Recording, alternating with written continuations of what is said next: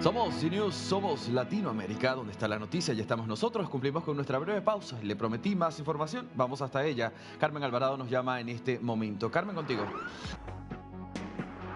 Gracias, Andy. ¿Cómo estás? Muy buenas noches para todo nuestro auditorio de América Latina. Es el tema del día, todo el mundo está hablando de esto porque las imágenes de las cámaras de seguridad de este otro colegio, otro caso más de extorsión, pues ya está generando más que preocupación, ¿eh? Y hemos hablado también durante la jornada con los padres de familia, están indignados, incluso han pedido a las autoridades locales que puedan militarizar cada colegio. ¿Te imaginas de ello?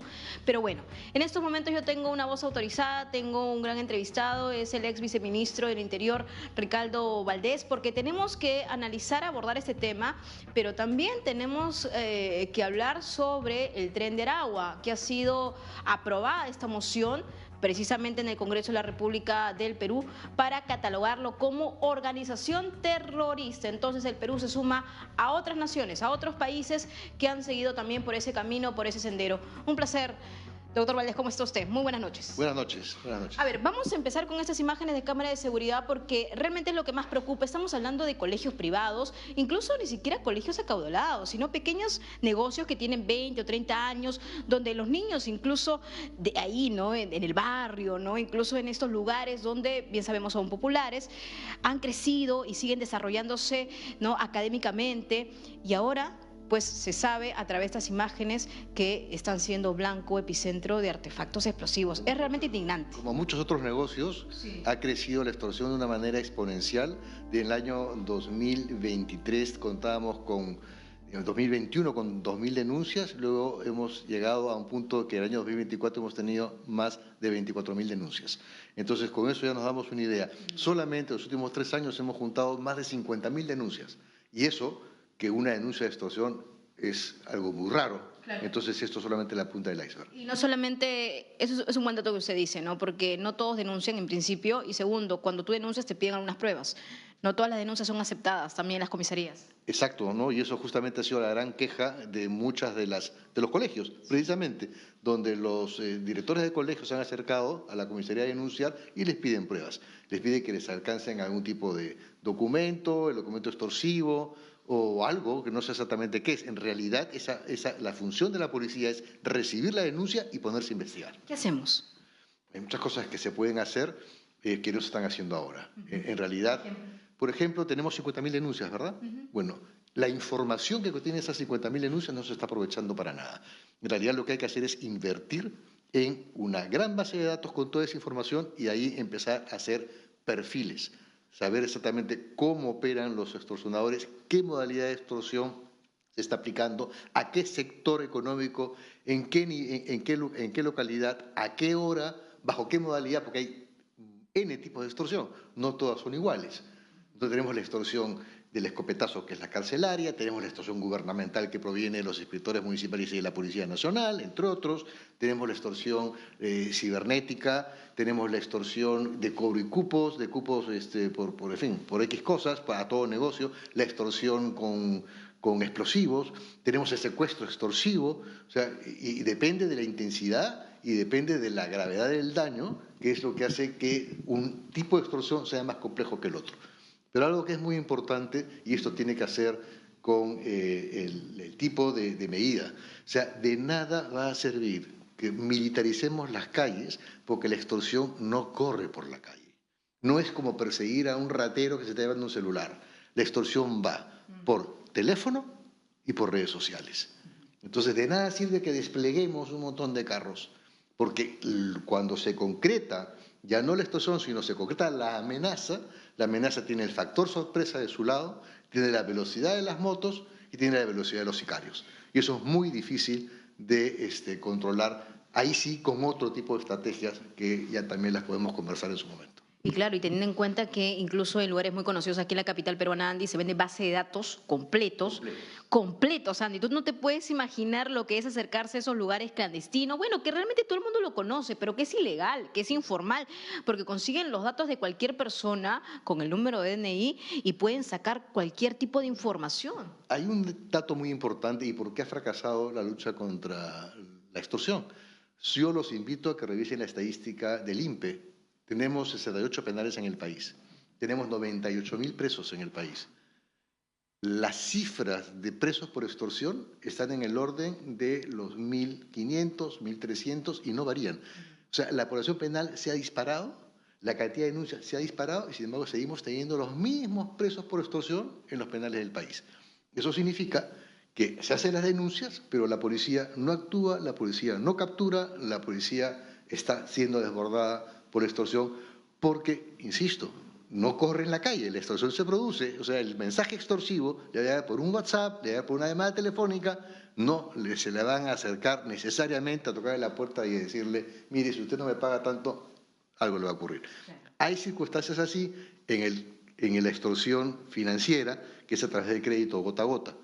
Pero aún así la comunicación y la amenaza no va a llegarle de manera directa. Viceministro, cuando usted estaba hablando, recuerdo, y eso es un caso fresco, alias el monstruo, Andy, porque las imágenes de la barbería que presentábamos ayer de cómo ingresaban estos sicarios para intentar asesinar a este sereno, que bien sabemos se sigue recuperando en el hospital Sergio Bernales, en Comas, recibió disparos. Y claro, no lo mataron porque al delincuente se le trabó el arma, a uno de ellos. ¿Pero por qué? ¿Pero por qué fueron detrás de él? Porque había entregado información valiosa del paradero de alias el monstruo. Digamos que es como el cabecilla criminal detrás de extorsiones, situaciones pues muy complejas que se están dando en Lima Norte, es decir, en la capital peruana, en la periferia, y que esto también está demandando algún tipo de reflexión, hasta cuestionamientos, investigaciones, porque ¿quién dio esa información de que el sereno? Claro, hubo un policía de una comisaría que le llegó esa información. ¿Corrupción dentro de la policía? Lamentablemente es corrupción dentro de la policía y eso ha sido corroborado por el comandante jefe de las brigadas especializadas en extorsión y en crimen organizado, las BRECO. Este comandante estuvo hasta diciembre, hace pocos 3 meses, denunció que sus operativos se caían porque había filtración al interior de la policía. Este comandante fue pasado al retiro. Luego de la denuncia fue pasado al retiro. Y obviamente él ya lo ha dicho, teme por su vida y lo que ha pasado con el sereno no hace más que corroborar la información que dio el comandante.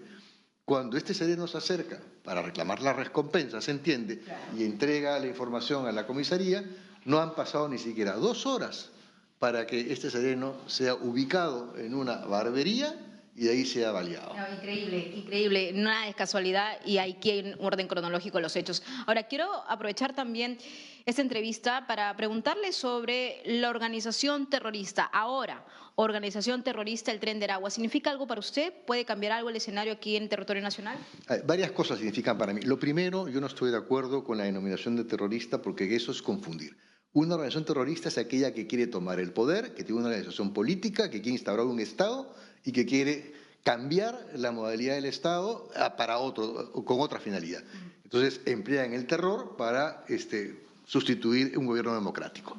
Es decir, tan exacta es esa definición que inclusive para poder mencionar que el Tren de Aragua es terrorista dice porque está interrumpiendo el orden constitucional y están usando ese argumento para denominarla terrorista. Yo me pregunto si la corrupción también no interrumpe el orden constitucional. Entonces, en realidad, todos los delitos atentan contra el orden constitucional porque atentan contra el artículo número 1 de la Constitución, que es la defensa de la persona humana y su dignidad. ¿Bien? Entonces, están haciendo un uso político del concepto y esa es mi principal apreciación. Se han alineado a la política norteamericana del señor Trump, y ahí se ha alineado Ecuador, que es mencionado como uno de sus principales aliados. Ya el canciller había anunciado en la OEA que Perú iba a hacer lo que finalmente el Congreso hizo anoche, pero con eso no se consigue nada. No van a conseguir nada porque simplemente esto es un enunciado político para que en principio lo que dicen los congresistas es que esto va a permitir 2 cosas. Que al ser una entidad terrorista pueda involucrarse en las Fuerzas Armadas. Las Fuerzas Armadas han estado involucradas en N estados de emergencia dados por este gobierno con 0 consecuencia positiva. Entonces no veo ninguna utilidad al respecto. Y lo otro, que creo que es una ventana bastante, digamos, jalada de los pelos, pero ahí está, es que el artículo 140 de la Constitución dice que se autoriza la pena de muerte en caso... Exactamente, eso le quería preguntar, porque también ha cambiado el ámbito legal, el matiz legal, o sea, en cuanto a las penas, del incremento de 20 años hasta cadena perpetua. Sí. Es lo que se está considerando, incluso para los cabecillas sería cadena perpetua, ¿no? Es lo que ahora se estipula, según esto. Además, los que han sido procesados, los integrantes de Sendero Luminoso y también del MRTA, que sí querían poner un tipo de distinto de gobierno, ¿no? Abusando del terror como parte de su modus operandi, no se aplicó tampoco la pena de muerte, pero en la Constitución establece esa posibilidad. Entonces, creo yo que lo que se quiere hacer es, a la inversa, generar también una corriente de miedo hacia una organización criminal. Y es simplemente muy sencillo hablar de una organización criminal. Lo que hace falta para combatir al Tren de Aragua y a cualquier otra organización criminal es más inteligencia, más inversión, policías más preparados, financiar al Ministerio Público. El Estado apenas le ha dado el 30% al Ministerio Público del 100% que requiere. Entonces, no se está realmente trabajando de manera organizada y sistemática para enfrentar a la delincuencia. Esto no es más que una reacción política, fuegos artificiales, para hacerle sentir a los ciudadanos de este país que algo se está haciendo. Pero en la práctica veremos qué ocurre. Además, se han dado 6 meses. Se han dado 6 meses para generar una estrategia. Me parece realmente un exceso también. Correcto. Y mi última pregunta es sobre lo que también dijo el ministro del Interior, José Santibáñez. Nosotros le entrevistamos hace algunas semanas atrás y aseguró que el Tren de Aragua había sido desarticulado en su totalidad en el territorio nacional y ahora el Congreso de la República lo está considerando como organización terrorista. No entiendo. Usted... Insisto, esto es un manejo político para alinearse un poco al tema de la nueva política norteamericana, ¿no? Y además debo agregar un tema adicional, ¿no? Es decir, cuando el Tren de Aragua ya estaba aquí hacía varios años, las extorsiones estaban en a nivel de 2.000 denuncias.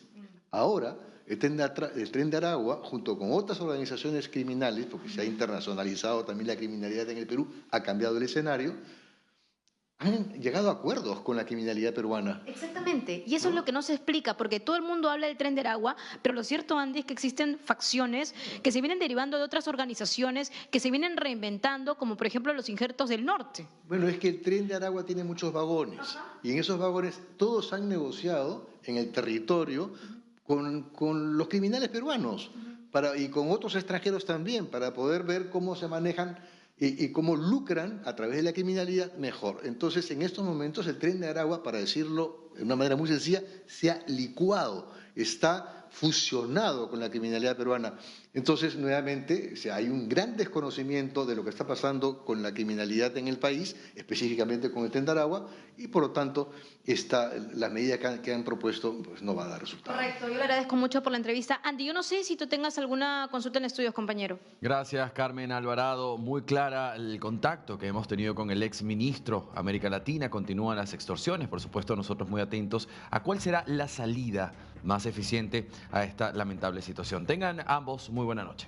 Así es, Andy. Muchas gracias. Buenas noches.